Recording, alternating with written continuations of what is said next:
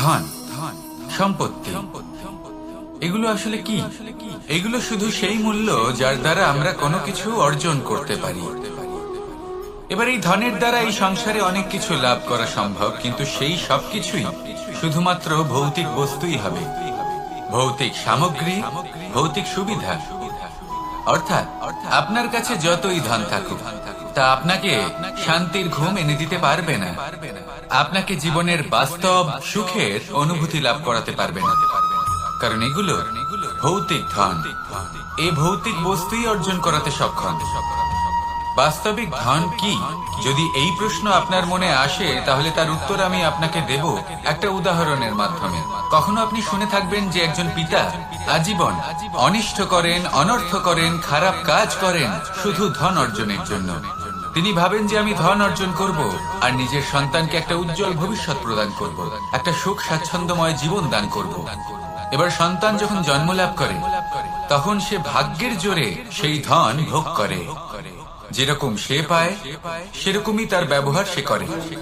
কখনো আপনি এটাও দেখে থাকবেন যে সেই সন্তান সমস্ত ধন নষ্ট করে ফেলে, আর সেই পিতা যিনি সমস্ত ধন সঞ্চয় করেছেন, যিনি সেই ধনের প্রভু, আজ সেই ধনের প্রহরী হয়ে রয়েছেন। এবার এরকম কেন হয়? এরকম তখনই হয় যখন সেই পিতা বুঝতেই পারেন না যে তার জীবনের আসল ধন কি। সেই আসল ধন তার সন্তানকে সে দিতেই পারে না।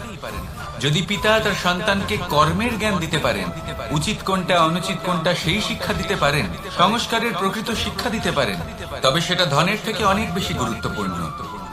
এটাই হলো জীবনের বাস্তব ধন। আপনি সেই কথা তো অবশ্যই শুনে থাকবেন, কুসন্তান হলে ধন সঞ্চয় করে কি হবে, সুসন্তান হলে ধন সঞ্চয় করে কি হবে। সন্তান যদি কুপুত্র হয় তাহলে সব নষ্ট করে ফেলবে, আর সন্তান যদি সুপুত্র হয় তাহলে ধন থাকুক না থাকুক, সে নিজেই কর্মের পথে অগ্রসর হয়ে ধন অর্জন করবে আর নিজের জন্য এক উজ্জ্বল ভবিষ্যৎ গড়ে তুলবে। তাই সন্তানকে সম্পদ দেওয়ার আগে কর্মের জ্ঞান দান করুন, সুশিক্ষা দিন, কারণ এটাই হলো জীবনের প্রকৃত ধন। আসুন আর আমার সাথে ভালোবেসে বলুন, রাধা রাধা। বিগত দিনের কিছু কথা মনে পড়ে গেল, এক অদ্ভুত ঘটনা যা অমূল্য শিক্ষা দিয়ে যেতে পারে। বিষয় হলো যক্ষের সাথে যুধিষ্ঠিরের কথোপকথন। একবার যক্ষ যুধিষ্ঠিরকে জিজ্ঞেস করলেন, ওনাকে বললেন যে আমার কিছু প্রশ্নের উত্তর যদি আপনি দিতে পারেন, তাহলে আমি আপনার বাকি ভ্রাতাগণকে আবার জীবিত করে তুলব। সেগুলোর মধ্যে খুব গুরুত্বপূর্ণ আর কঠিন একটা প্রশ্ন ছিল, এই সংসারে সব থেকে শ্রেষ্ঠ আশ্চর্য কোনটি? এই প্রশ্ন আমি আপনাকে জিজ্ঞেস করছি। এবার কেউ বলবেন স্বর্ণ দ্বারা নির্মিত লঙ্কা, এটি হলো সংসারের সব থেকে বড় আশ্চর্য। কেউ বলবেন বরফে ঢাকা সেই পর্বত যা আকাশ স্পর্শ করে। কেউ বলবেন সেই সমুদ্র যার গভীরতা মাপা অসম্ভব ব্যাপার। কেউ বলবেন সেই বায়ু যা আমরা দেখতে পাই না, কিন্তু তা আমাদের জীবন দান করে। সংসারের সব থেকে বড় আশ্চর্য কি, সেই প্রশ্নের উত্তর যুধিষ্ঠির দিয়েছিলেন, আর তা ছিল শ্রেষ্ঠ উত্তর এবং উচিত। উনি বলেছিলেন যে সংসারে প্রতিদিন কোনো ব্যক্তি জন্ম লাভ করেন আর কোনো ব্যক্তি মৃত্যুও লাভ করেন। এবার এই কথাটা সবাই জানেন, সবাই বোঝেন যে যখন জন্মেছি তখন কোনো একদিন আমিও অবশ্যই মৃত্যু লাভ করব। এবার যখন এই কথা প্রত্যেকটা মানুষ জানেন, তখন কেন প্রত্যেক মানুষ এই চিন্তায় থাকেন, এই নিয়ে কষ্ট পান, এই নিয়ে ব্যাকুল হয়ে থাকেন যে উনি একদিন মৃত্যু লাভ করবেন, তার থেকে দূরে পালাতে চেষ্টা করেন, বলেন যে আমি মৃত্যু লাভ করতে চাই না। কেন? যেখানে কোনো না কোনো দিন এটা অবশ্যই হবে। এ হলো ব্রহ্ম সত্য।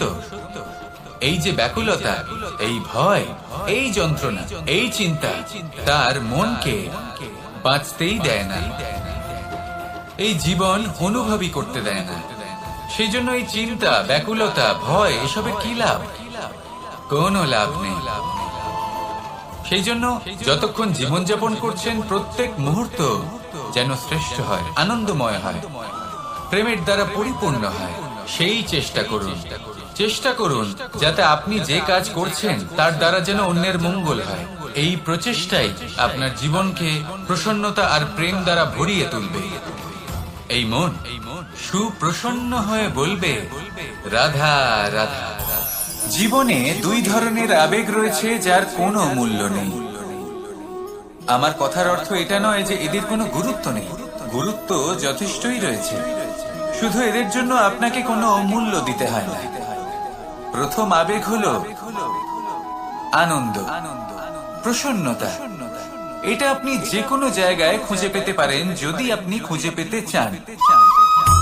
আপনি কোনো পুষ্পের সৌন্দর্য দেখে প্রসন্ন হতে পারেন। বায়ুর কারণে যখন একটি বৃক্ষ শিহরিত হয় সেটা দেখে আপনি প্রসন্ন হতে পারেন। একটা ছোট্ট শিশুর কলরব শুনেও আপনি প্রসন্ন হতে পারেন। একটা ক্রন্দনরত বালককে হাসিয়ে আপনি প্রসন্ন হতে পারেন। সবকিছু আপনার উপর নির্ভরশীল। সেখানে আরেকটি আবেগ হলো দুশ্চিন্তা। মানুষ বড়ই দুশ্চিন্তা করতে থাকে। আজ আমি এই কাজ করেছি, সেই বিষয়ে চিন্তা। আজ আমি এই কাজ করতে পারিনি, সেই বিষয়ে চিন্তা। কাল আমাকে এই কাজ করতে হবে, সেই নিয়ে চিন্তা। আমি কি সেই কাজটা করতে পারবো, সেই বিষয়ে দুশ্চিন্তা। চিন্তা সর্বত্র রয়েছে, যার জন্য মূল্য দিতে হয় না। যত চান আপনি একত্রিত করতে পারেন। একটা গুরুত্বপূর্ণ কথা মনে রাখবেন, প্রসন্নতা জীবনের একটা নতুন সূত্রপাত। সেখানে দুশ্চিন্তা হলো জীবনের চিতার সময়।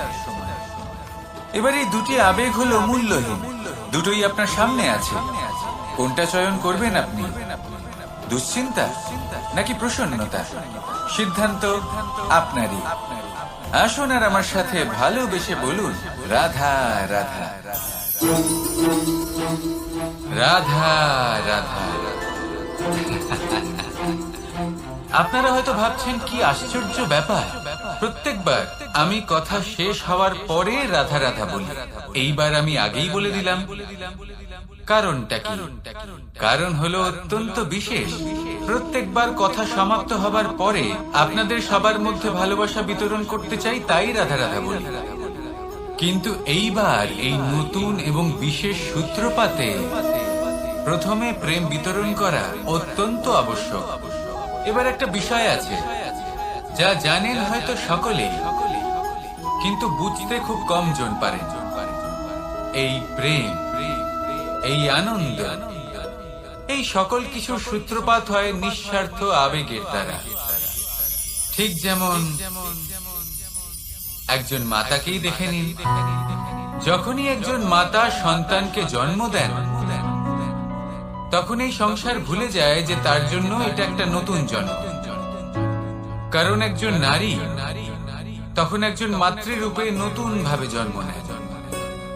একজন নারী স্ত্রী ও গৃহবধূ রূপে কিছু অধিকার লাভ করে থাকে, কিন্তু তিনি যখন মা হয়ে যান তখন তিনি শুধুই দান করতে শেখেন।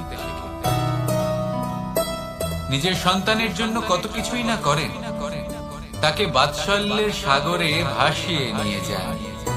এই সংসারে রাজকুমার জন্ম নিতেই পারে, তাকে রাম এবং লক্ষণ কিন্তু মায়েরাই বানিয়ে তোলেন। একজন গোয়ালা জন্ম নেয়, তাকে দ্বারকাধীশ একজন মাই বানিয়ে তোলেন। পিতা হলেন সেই পর্বত যার একটা অংশ হলো তার সন্তান, কিন্তু মা হলেন সেই শিল্পী যিনি একটা পাথরকে খোদাই করে এমন এক মূর্তি গড়ে তোলেন যাকে সকলে পূজনীয় মনে করে। তাহলে স্মরণ করুন সেই সকল মুহূর্ত যেগুলি আপনি নিজের মাতার সাথে অতিবাহিত করেছেন। অনুভব করতে পারবেন যে কিভাবে এক মুহূর্তেই এই মন প্রফুল্ল হয়ে ওঠে। এবারের কারণ কি? এর কারণ হলো এই জীবনের আসল দ্বারই হলো মমতা।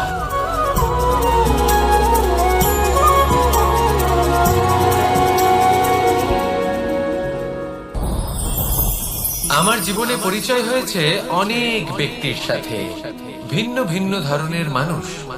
এনাদের সাথে আলাপ হয়ে খুব ভালো লেগেছে, অনেক শিক্ষাও লাভ করেছি। আমি তাদের সাথেও আলাপ করেছি যারা অনেক উচ্চ স্তরে পৌঁছে গেছেন, আবার তাদের সাথেও যারা নিজেদের জীবনে বিশেষ কিছু করতে পারেননি। তাদের সাথেও পরিচয় হয়েছে যারা সফল, আবার তাদের সাথেও যারা অসফল। এবার এই সবই একই রকম মনে হয়। এদের মধ্যে পার্থক্য শুধুই মানসিকতা। যখনই কোনো অসফল ব্যক্তির সাথে পরিচয় হয়েছে, তখনই দেখেছি তাদের কাছে সবসময় একটা অজুহাত রয়েছে যে কেন তারা সফল হতে পারেননি। কখনো তারা দোষ দিয়ে থাকেন তাদের ভাগ্যকে, তাদের পরিস্থিতিকে, দোষারোপ করতে থাকেন তাদের মাতা পিতাকে, আত্মীয়দের, বন্ধু বান্ধবদের। কোনো না কোনো অজুহাত সবসময় এদের কাছে থাকে যে কেন তারা সফল হতে পারেননি।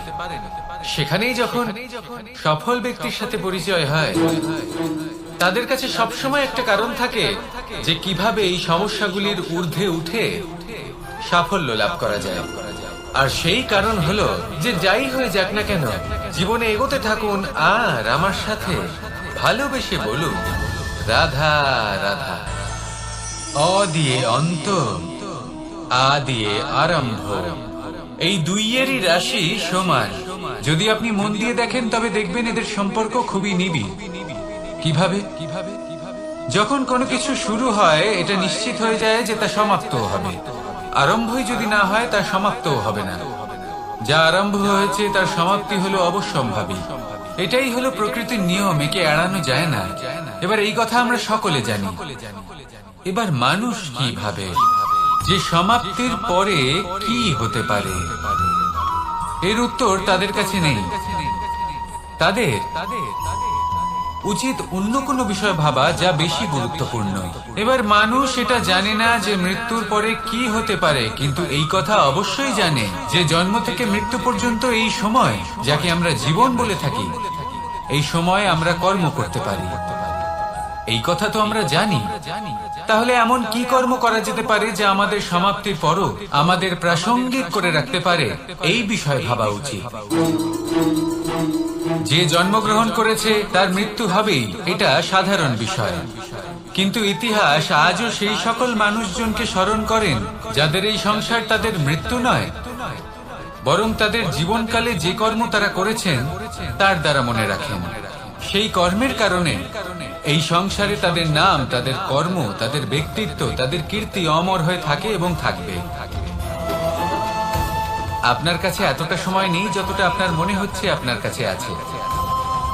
সেই জন্য যত শীঘ্র সম্ভব শ্রেষ্ঠ কর্ম করুন, যতটা পারবেন ততটা অধিক সুকর্ম করুন। এই সংসারে নিজেকে অমর করে তুলুন আপনার মৃত্যুর পরেও, আর আমার সাথে ভালোবেসে বলুন রাধা রাধা। দীপাবলি আমাদের সবথেকে বড় উৎসব। শ্রীরাম রাবণকে পরাস্ত করে 14 বছরের বনবাস কাটিয়ে আবার অযোধ্যায় ফিরে এলেন অমাবস্যার রাত্রে। অযোধ্যায় সবাই খুব প্রসন্ন ছিলেন, খুবই উৎসাহিত ছিলেন। অযোধ্যায় সহস্র প্রদীপ প্রজ্বলিত করা হয়েছিল এই উৎসবে। একে আমরা দীপাবলি বলে থাকি। এবার এই বিষয়ে আমরা সকলে জানি। আপনি কি এটা জানেন যে শ্রীরাম বাস্তবে অমাবস্যার এক রাত আগেই অযোধ্যায় পৌঁছে গেছিলেন? সবার সামনে অমাবস্যার রাতে এসেছিলেন। এর কারণ কি? শ্রীরাম প্রমাণ করতে চেয়েছিলেন যে যে কোনো সময়, দিন হোক বা রাত, শুভ বা অশুভ হয় না। শুভ অশুভ কিছু থাকলে তা হলো মানুষের চিন্তা, তার ভাবনা, তার নির্বাচন আর তার কর্ম। নিজেই দেখে নিন, শ্রীরাম শুভ কাজ করে ফিরেছিলেন এবং অমাবস্যার মতো গভীর এক রাত্রিকেও দীপাবলিতে পরিবর্তিত করেছিলেন। এমনটাই যদি আমরা করতে পারি, তাহলে এমন কোন গৃহে যান যেখানে অসহায় ব্যক্তি রয়েছেন, যা অন্ধকারাচ্ছন্ন, আর সেখানে প্রকাশ প্রজ্বলিত করুন। প্রকাশ সহায়তা, প্রেরণা, আশা। যদি এমন কিছু আমরা করতে পারি, তাহলে তাকে প্রকৃত অর্থে দীপাবলি বলা যেতে পারে। তাহলে নিজের পরিবারের সাথে দীপাবলি পালন করুন। আপনাদের শুভেচ্ছা জানাই। আসুন আর আমার সাথে ভালোবেসে বলুন রাধা রাধা। এবার এরকম কেন হয়? এরকম তখনই হয় যখন পিতা বুঝতেই পারেন না যে তার জীবনের আসল ধন কি, সেই আসল ধন তার সন্তানকে সে দিতেই পারে না। যদি পিতা তার সন্তানকে কর্মের জ্ঞান দিতে পারেন, উচিত কোনটা অনুচিত কোনটা সেই শিক্ষা দিতে পারেন, সংস্কারের প্রকৃত শিক্ষা দিতে পারেন, তবে সেটা ধনের থেকে অনেক বেশি গুরুত্বপূর্ণ। এটাই হলো জীবনের বাস্তব ধন। আপনি সেই কথা তো অবশ্যই শুনে থাকবেন, কুসন্তান হলে ধন সঞ্চয় করে কি হবে, সুসন্তান হলে ধন সঞ্চয় করে কি হবে। সন্তান যদি কুপুত্র হয় তাহলে সব নষ্ট করে ফেলবে, আর সন্তান যদি সুপুত্র হয় তাহলে ধন থাকুক না থাকুক সে নিজেই কর্মের পথে অগ্রসর হয়ে ধন অর্জন করবে আর নিজের জন্য এক উজ্জ্বল ভবিষ্যৎ গড়ে তুলবে। তাই সন্তানকে সম্পদ দেওয়ার আগে কর্মের জ্ঞান দান করুন, সুশিক্ষা প্রদান করুন, কারণ এটাই হলো জীবনের প্রকৃত ধন। আসুন আর আমার সাথে ভালোবেসে বলুন, রাধা রাধা। এই সংসারে সবাই বলেন আমি অর্জুনের মতো হয়ে উঠতে চাই। সবাই চায় যে তারাও যেন অর্জুনের মতো গান্ডীব লাভ করে। তারাও চায় যে তাদেরকেও মহাদেব এসে পশুপতি অস্ত্র দান করবেন। তারাও এটাই চায় মহাভারতের মতো মহাসংগ্রামে বিজয়ী হতে। কিন্তু সবাই ভুলে যান যে অর্জুন যা হতে পেরেছিলেন সবকিছুই অর্জন করেছিলেন। যদি আপনিও অর্জুনের মতো গান্ডীব লাভ করতে চান তবে আপনাকেও তার মতোই শ্রেষ্ঠ কাঠ নির্বাচন করতে হবে। সেই কর্ম আপনাকেই করতে হবে। তার প্রত্যঞ্চা যাতে তীব্র হয় তার জন্য আপনাকে সর্বশ্রেষ্ঠ দড়ি খুঁজে বের করতে হবে। আপনার বাণ যাতে ঘাতক হয় সেই জন্য আপনাকে নতুন নতুন ধাতু খুঁজে বের করতে হবে। সেই শিক্ষা আপনাকে লাভ করতে হবে, তবেই আপনার ইচ্ছে পূর্ণ হবে। অর্জুন হওয়া বড়ই সরল যদি আপনি কিভাবে অর্জন করতে হয় তা জানেন। শুধুমাত্র স্বপ্ন দেখেন যারা, তারা কখনোই অর্জন করতে পারবেন না। কিন্তু যদি কেউ অজ্ঞাতবাস ভোগ করতে পারে, যদি কেউ লাক্ষাগৃহ থেকে পালিয়ে বাঁচতে পারে, যদি কেউ কঠোর তপস্যা করতে পারে, প্রতীক্ষা করতে পারে এবং পরিশ্রম করতে পারে, তাহলে সে অর্জুন অবশ্যই হয়ে উঠবে। যদি আপনি অর্জুন হয়ে উঠতে চান তাহলে কর্ম করতে শিখুন আর আমার সাথে ভালোবেসে বলুন, রাধা রাধা। পাণ্ডবরা বন থেকে এসেছিলেন। ওনাদের কাছে না কোনো ধন ছিল, না কোনো সম্পদ, না বিদ্যা। নিজের পরিশ্রমের দ্বারা ওনারা বিদ্যা অর্জন করেছিলেন, আর তার দ্বারাই সম্পদ অর্জন করলেন আর ধনও অর্জন করলেন। এই পাণ্ডব ছিলেন অত্যন্ত কুশল এবং শক্তিশালী। যুধিষ্ঠির নিজের পরিশ্রম দ্বারা এমন জ্ঞান অর্জন করেছিলেন যে এই সংসার ওনাকে ধর্মরাজ যুধিষ্ঠির অভিহিত করেছিল। দেখতে গেলে পাণ্ডবদের কাছে সবকিছুই ছিল, কিন্তু যখন বিষয় এলো আরো ধন লাভ করার, তখন যুধিষ্ঠির, যিনি পাণ্ডবদের মধ্যে জ্যেষ্ঠ, তিনি সকল পাণ্ডবদের সাথে দ্যুতক্রীড়ায় অংশগ্রহণ করে ফেললেন। এর ফলে না শুধু ধনলক্ষ্মী, ধর্মলক্ষ্মী, বিবেক লক্ষ্মীকেও হারালেন, আর শুধু তাই নয়, নিজের গৃহলক্ষ্মী দ্রৌপদীকেও হারিয়ে ফেললেন। এর কারণ কি? ভুলে গেলেন খুব সহজ একটা কথা, এই সংসারে সম্মান এবং সাফল্য দুটোই পরিশ্রমের দ্বারা লাভ করতে হয়। কিন্তু দ্যুতক্রীড়ার এই খেলা আমাদের ভাগ্যের উপর নির্ভরশীল। এই সংসারে দুটি পথ রয়েছে। একটা পথ যেখানে কর্ম এবং পরিশ্রমের দ্বারা আপনি নিজের পথ নিজেই রচনা করতে পারবেন, আর দ্বিতীয় পথ হলো যেখানে এই ভাগ্য এক মুহূর্তে আপনাকে শিখরেও পৌঁছে দিতে পারে, আবার ধূলিসাৎ করে দিতে পারে। আপনি কোন পথ বাছবেন সেই চয়ন আপনারই। আসুন আর আমার সাথে ভালোবেসে বলুন, রাধা রাধা। কোনো এক সময়ের ঘটনা এটা। মা এবং বাবা হাটে গিয়েছিলেন। তখন আমি আর দাদা গিয়েছিলাম গরু চড়াতে। আমরা বাড়ি ফিরে এলাম, আর মা সেই সময় একটা কাজ করতেন। যখনই হাটে যেতেন দরজা তালা বন্ধ করে যেতেন। উনি খুব ভালো করে জানতেন যে যদি ওনার এই মাখন চোর সঠিক সময়ে পৌঁছে যায় তাহলে এক ফোঁটাও মাখন আর অবশিষ্ট থাকবে না। এবার ঘটনা কিছুটা এরকম হলো যে মা আর বাবা মাঝে মাঝে হাটে যেতেন, তাই মাঝে মাঝে এই দরজা তালা বন্ধ করতে হতো। যখন মা আর বাবা ফিরে এলেন তখন বাবা ভুলে গিয়েছিলেন যে এই চাবির গোছা থেকে ঠিক কোন চাবিটা দরজার তালা খোলার জন্য উপযোগী। উনি চেষ্টা করতে শুরু করে দিলেন। একটার পর একটা চাবি দিয়ে উনি চেষ্টা করতে থাকলেন, কিন্তু সেই দরজার তালা তো খুলতেই চাইছিল না। ওনার মাথা থেকে ঘাম পড়তে শুরু করলো।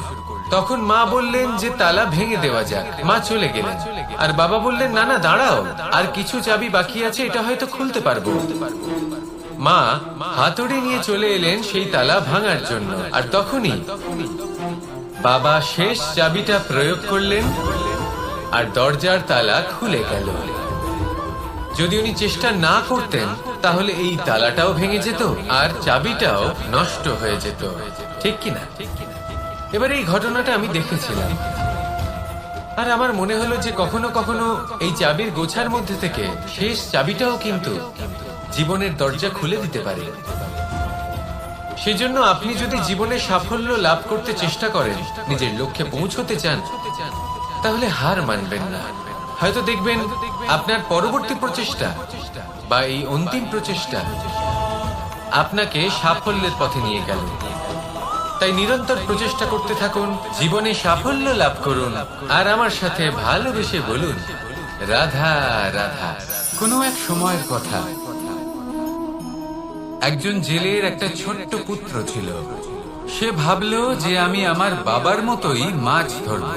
তখন সে একটা লাঠি নিল, তাতে দড়ি বাঁধলো, আর সেই দড়ির মুখে যে কাঁটা বিঁধে থাকে তাতে চারা ঝুলিয়ে জলে ফেললো আর বসে থাকলো। কিছু সময় পরে জলে একটি তরঙ্গ দেখা গেল। ও বুঝতে পারলো খুব বড় একটা মাছ ফাঁদে পড়েছে। ও বল প্রয়োগ করলো, সেটা টানার চেষ্টা করলো। মাছও বল প্রয়োগ করলো, আর শেষে যেটা হলো সেই দড়ি ছিঁড়ে গেল আর মাছ বেঁচে পালিয়ে গেল। দেখুন, ও অনেক চেষ্টা করলো কিন্তু অসফল হলো। কখনো অধিক বল প্রয়োগ করলো, আবার কখনো কম বল, কিন্তু কিছুতেই সফল হলো না। ও পঞ্চমবার প্রচেষ্টা করলো, না বেশি বল প্রয়োগ করলো না কম, ততটাই বল প্রয়োগ করলো যতটা পর্যাপ্ত, ঠিক ততটাই বল যতটা বল সেই মাছ প্রয়োগ করলো। আর শেষ পর্যন্ত জীবনে প্রথমবার ও মাছ ধরতে সফল হলো। এবার এই কথার সারমর্ম কি? ভারসাম্য। এটাই হলো জীবনের সবথেকে বড় নিয়ম। আমাদের সবার জীবনে সমস্যা রয়েছে, কখনো মন দিয়ে ভেবে দেখবেন। জীবনে যদি কোনো ক্ষুদ্র সমস্যা বা ছোট সমস্যা থাকে আর সেটা সমাধান করার জন্য আপনি বেশি চেষ্টা করছেন, তাহলে তার দ্বারা সমাধান হয় না, বরং আরো বিপদ বেড়ে যায়। যখন কোনো বড় সমস্যা থাকে আর আপনি কম চেষ্টা করতে থাকেন, তখন সমাধান হয় না, তা চলতেই থাকে। শুধু এটাই হলো ব্যাপার।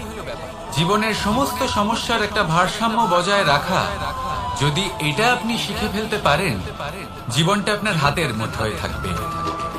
আসুন আমার সাথে ভালোবেসে বলুন রাধা রাধা। আপনি কখনো কোনো বাজকে নিজের বাসা বানাতে দেখেছেন? এই বাজ যখনই কোনো বাসা বানায় তখন উঁচু গাছের ডালে বা কোনো পর্বতের শিখরে বাসা বানায়, অনেক উচ্চতায়, আর সেখানে তার সন্তানও জন্মগ্রহণ করে। যখন এই সন্তানেরা জন্মায় তখন এই বাজ খুবই ভালোবেসে এবং খুব সাবধানে এদের পালন পোষণ করে। নিজের ঠোঁট দিয়ে তাদের ঠোঁটে খাবার পরিবেশন করে। কিন্তু যেই সেই সন্তানেরা হৃষ্টপুষ্ট হয়ে যায় এবং সেই কথা বাজ নিজে বুঝতে পেরে যায়, সেই বাজ নিজেই সেই বাসা ছিন্ন ভিন্ন করে দেয়। সেই সন্তান যাদের সবেমাত্র ডানা গজিয়েছে, কিভাবে উঠতে হয় তারা জানে না, সেই সন্তানগুলিকে উচ্চতা থেকে ঠেলে দেয়। সেই সন্তান প্রথমে ভয়ভীত হয়ে যায়। তারা সামনে মৃত্যুকে দেখতে পেয়ে ভয়ের কারণে তাদের ডানা ঝাপটাতে থাকে, আর সেই প্রক্রিয়াতেই সেই সন্তানগুলি উড়তে শুরু করে দেয়। এবার এই ঘটনায় আমরা কি শিক্ষা পেতে পারি? এটাই, যদি আপনি মাতা পিতা হন তাহলে নিজের সন্তানকে অবশ্যই স্নেহ করুন, কিন্তু তাদেরকে নিজের আঁচলের তলায় বেঁধে রাখবেন না। যদি আপনি চান আপনার সন্তান জীবনে উন্নতি করুক, তাহলে নিজের মুঠো থেকে তাদের স্বতন্ত্র করে দিন। এই সংসারে সংঘর্ষ করতে দিন। সেই সন্তান নিজেই বুঝতে পারবে যে জন্মের সময় পাওয়া ডানা কি করে ব্যবহার করতে হয়। আর আপনার চোখের সামনে আপনার সন্তান এই আকাশে উড়তে থাকবে। তাহলে আসুন আমার সাথে ভালোবেসে বলুন, রাধা রাধা। কখনো কোনো চাতককে দেখেছেন? একটা চাতক বর্ষার জন্য অপেক্ষা করে, সেই বর্ষার জলে নিজের তৃষ্ণা নিবারণ করে, নয়তো সারা বছর তৃষ্ণার্ত থেকে যায়। ও আকাশের দিকে তাকিয়ে থাকে আর অপেক্ষা করে যে কবে বর্ষা হবে আর কবে আমি আমার তৃষ্ণা নিবারণ করব। সেখানে অন্যদিকে একটি কাক বা একটা পায়রা, এরা কি করে? যেখানে জল পায় পান করে নেয়, যেখানে খাবার পায় খেয়ে নেয়, আত্মীয় স্বজন বন্ধু বান্ধব যাকেই পায় তার সাথে সময় কাটায়, খাবার খায় আর চলে যায়। এবার এদের মধ্যে মিল কোথায় আর পার্থক্য কোথায়? দুজনের কাছেই ডানা রয়েছে, দুজনেই উড়তে পারে। এই আকাশ হলো ওদের, খাবারের দানা ওদের। পার্থক্য হলো তাদের অভিলাষা, পার্থক্য হলো তাদের আকাঙ্ক্ষা, পার্থক্য জীবন যাপনের ধরনের। এবার যত বেশি আকাঙ্ক্ষা থাকবে, যত দামি জীবন যাপন করার ইচ্ছে থাকবে, তত বেশি কষ্ট আপনাকে সহ্য করতে হবে। আবার অন্যদিকে জীবন যত সরল হবে, জীবন যাপন যত সরল হবে, সমস্যা ততটাই কম হবে। তাই সবসময় চেষ্টা করবেন আপনার মানসিকতা এবং আপনার জীবন যেন সরল হয়। ভালোবাসতে থাকুন। যদি কেউ আপনাকে ভালোবাসে, তাকেও আপনি ভালোবাসা ফিরিয়ে দিন। তাদের সাথে কথা বলুন, কিছু তাদের কথা শুনুন, কিছু নিজের কথা বলুন। দেখবেন সকল তাপ উত্তাপ দূর হয়ে গেছে। এটাই তো হলো জীবনের সারমর্ম। তাই প্রেমে থাকুন, ভালোবাসুন, আর ভালোবেসে আমার সাথে বলুন, রাধা রাধা। একবার একজন সাধক ওনার শিষ্যদের একটা কাজ দিলেন, একটা দুর্লভ জড়িবুটি নিয়ে আসতে বললেন। এতটাও কঠিন কাজ সেটা ছিল না, কারণ সকল শিষ্য জানতেন যে এই দুর্লভ জড়িবুটি কোথায় পাওয়া যায়। পর্বতের শিখরে। কঠিন কাজ কোনটা? সেখানে পৌঁছানোর সেই পথ, যা ছিল কাঁটায় জর্জরিত, পাথরে পরিপূর্ণ, যেখানে পিছলে পড়ার আশঙ্কা রয়েছে এবং গভীর ক্ষত পেতে পারে সবাই। এবার বেশ কয়েকজন শিষ্য গেলেন, তার মধ্যে কয়েকজনই সেই জড়িবুটি নিয়ে আসতে পারলেন। কারণটা কি ছিল? কিছু শিষ্যের মনোযোগ ছিল শুধুমাত্র লক্ষ্যের দিকে, অর্থাৎ পর্বতের সেই শিখরে। কিছু শিষ্যের মনোযোগ ছিল পথের এই সংকটগুলির ওপর। কিছুজন নিজের সমস্ত মনোযোগ, সমস্ত শক্তি কেন্দ্রীভূত করলেন শুধুমাত্র লক্ষ্যের দিকে। বাকিরা মনোনিবেশ করলেন এই সংকটের থেকে নিজেকে বাঁচাতে। কিন্তু যাদের মনোযোগ শুধু লক্ষ্যের দিকে ছিল, শুধু তারাই জড়িবুটি নিয়ে আসতে পারলেন। কারণ কি ছিল? একটা সহজ ব্যাপার যা আমাদের বুঝতে হবে। আমরা যদি লক্ষ্যে পৌঁছতে চাই, তাহলে বিপদের সম্মুখীন তো আমাদের হতেই হবে, আর কোনো বিকল্প নেই। যন্ত্রণাও হবে, পায়ে কাঁটাও হয়তো ফুটতে পারে, হয়তো পড়েও যেতে পারেন, হয়তো রক্তপাতও হতে পারে। কিন্তু তার সাথেই সাফল্য অর্জনের যে আনন্দ, সেটাও পাওয়া যায়। সেই জন্য নিজের মনোযোগ সবসময় লক্ষ্যের দিকে রাখুন, পথের সেই বিপদগুলির দিকে নয়। সত্যি কথা বলতে, এই বিপদ এটা কিছুক্ষণে, আজ আছে কাল নাও থাকতে পারে। কিন্তু যদি লক্ষ্যকে প্রাপ্ত করতে পারেন, তাহলে তার আনন্দ আপনার সাথে সারা জীবন রয়ে যাবে। তাহলে লক্ষ্য প্রাপ্ত করুন আর আমার সাথে ভালোবেসে বলুন, রাধা রাধা। আমরা কখন উচিত কাজ করি, কখন অনুচিত কাজ করি, কখন পুণ্য করি আর কখন পাপ করি, কখন ন্যায়ের পথে চলি আবার কখন অন্যায়ের পথে চলি, তা দুজন ব্যক্তি বুঝতে পারেন, পরমাত্মা আর অন্তরাত্মা। এবার প্রত্যেক মুহূর্তে কি হয় পরমাত্মা সবই জানেন, তার কাছে কিছুই গোপন নয়। কিন্তু প্রত্যেক মুহূর্তে আপনার কি করা উচিত, সেটা উনি এসে আপনাকে বলতে পারবেন না। সেই জন্য আমাদের ভেতরে অন্তরাত্মা আছে, আমাদেরই চেতনার একটি অংশ। একবার চোখ বুঝে দেখুন, অন্তরাত্মার মধ্যে নিমজ্জিত হয়ে ভাবুন আর বোঝার চেষ্টা করুন। এই অন্তরাত্মা সবসময় আপনাকে শুভ কাজ করার জন্য প্রেরিত করেন আর অশুভ কাজ করা থেকে বিরত করেন। এই অন্তরাত্মার কথা মানতে থাকুন। পরমাত্মা সবসময় আপনার কাছেই পাবেন। আসুন আর আমার সাথে ভালোবেসে বলুন, রাধা রাধা। মানুষের জীবনে দুই ধরনের আবেগ থাকে যা চিরকাল তার সাথে বসবাস করে। প্রথম স্বপ্ন, দ্বিতীয় অজুহাত। মানুষ হাজার হাজার স্বপ্ন দেখতে পারে। আমাকে এই কাজ করতে হবে, আমাকে ওখানে ঘুরতে যেতে হবে, আমার জীবনে এই অসম্ভব কাজ বাস্তবায়িত করে দেখাতে হবে, আদি ইত্যাদি। এবার ঠিক যেমন স্বপ্ন দেখেন সেইভাবে অজুহাতও খুঁজে নিয়ে আসেন। আমি এই স্বপ্ন পূরণ করতে পারলাম না, কারণ আমাকে কেউ সাহায্যই করলো না, কারণ আমি দুর্বল হয়ে পড়েছিলাম, কারণ আমার কাছে সময়ই ছিল না, আদি ইত্যাদি। এবার সাফল্য এবং অসফলতার মাঝখানে এই ধরনের সংঘর্ষ হতে থাকে। সাফল্য তখন লাভ করা সম্ভব যখন আপনার স্বপ্ন আপনার অজুহাতের থেকে অনেক বড় হয়, আর অসফলতা তখন পাবেন যখন আপনার অজুহাত আপনার স্বপ্নের থেকে অনেক বড় হয়। আপনি যদি সাফল্য লাভ করতে চান তাহলে চেষ্টা করতে থাকুন, পরিশ্রম করুন।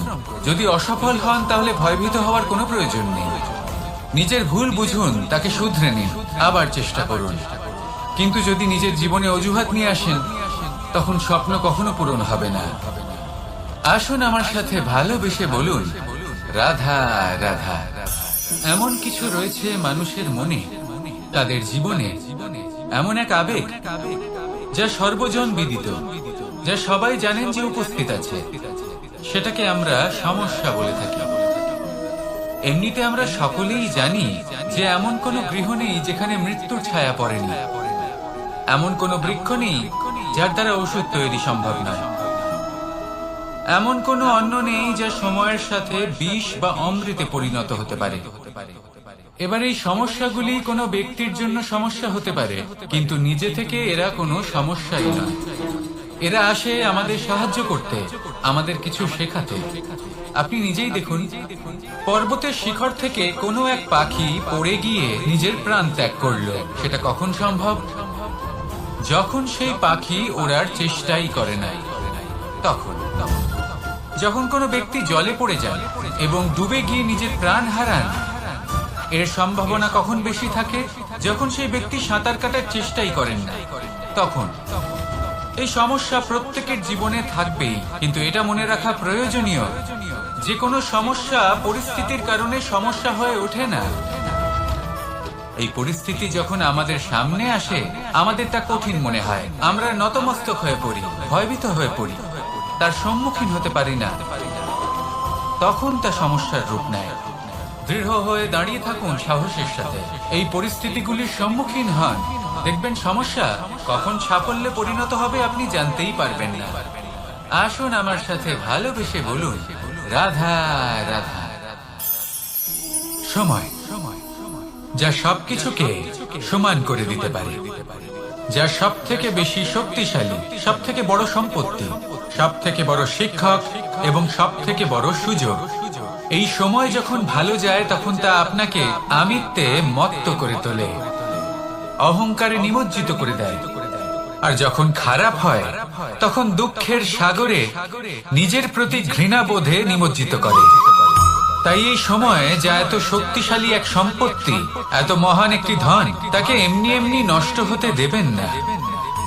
এই সময়ের সাথে কি করবেন, কিভাবে করবেন তা ভাবতে গিয়ে এবং করতে গিয়ে সময় নষ্ট করবেন না।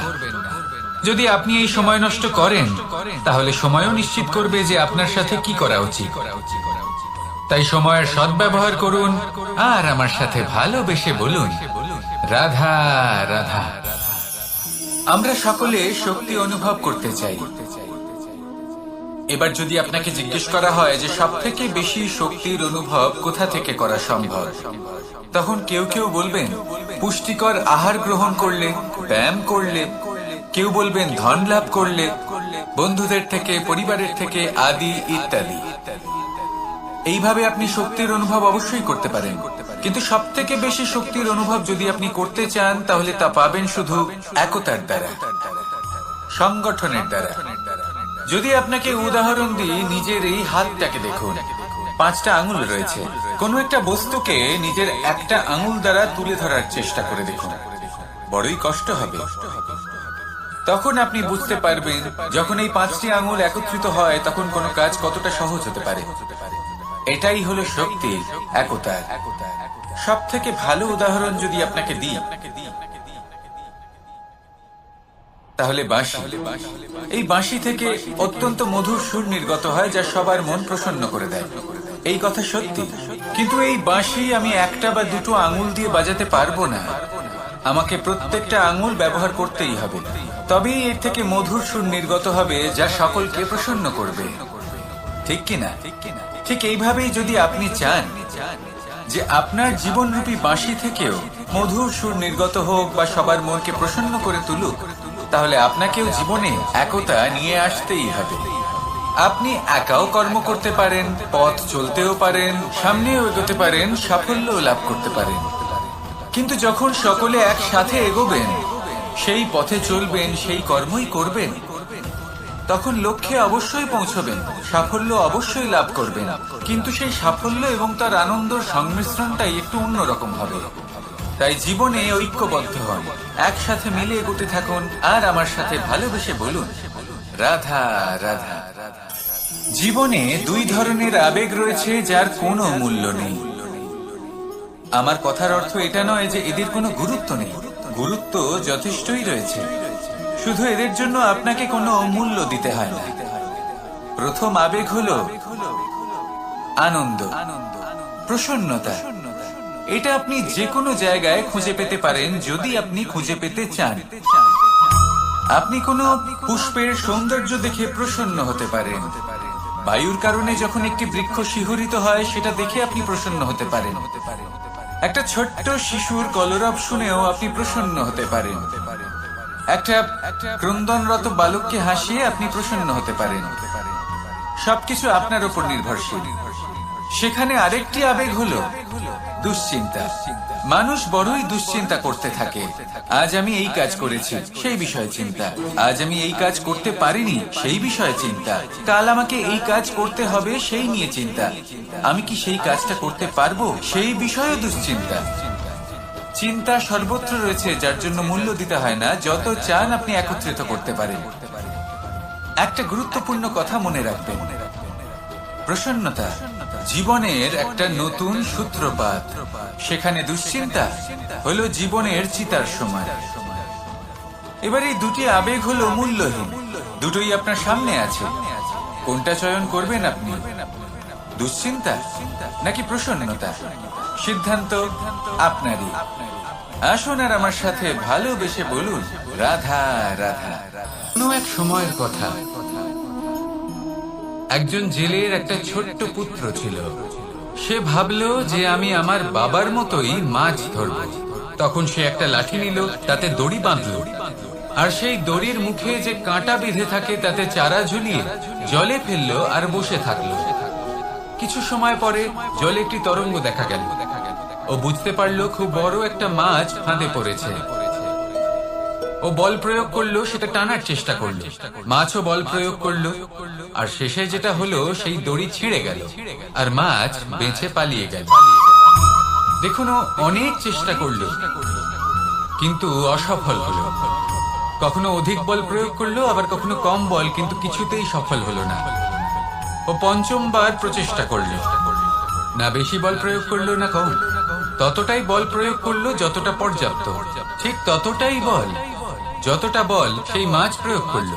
আর শেষ পর্যন্ত জীবনে প্রথমবার ও মাছ ধরতে সফল হলো। এবার এই কথার সারমর্ম কি? ভারসাম্য। এটাই হলো জীবনের সব থেকে বড় নিয়ম। আমাদের সবার জীবনে সমস্যা রয়েছে, কখনো মন দিয়ে ভেবে দেখবেন। জীবনে যদি কোনো ক্ষুদ্র সমস্যা বা ছোট সমস্যা থাকে আর সেটা সমাধান করার জন্য আপনি বেশি চেষ্টা করছেন, তাহলে তার দ্বারা সমাধান হয় না, বরং আরো বিপদ বেড়ে যায়। যখন কোনো বড় সমস্যা থাকে আর আপনি কম চেষ্টা করতে থাকেন, তখন সমাধান হয় না, তা চলতেই থাকে। শুধু এটাই হলো ব্যাপার।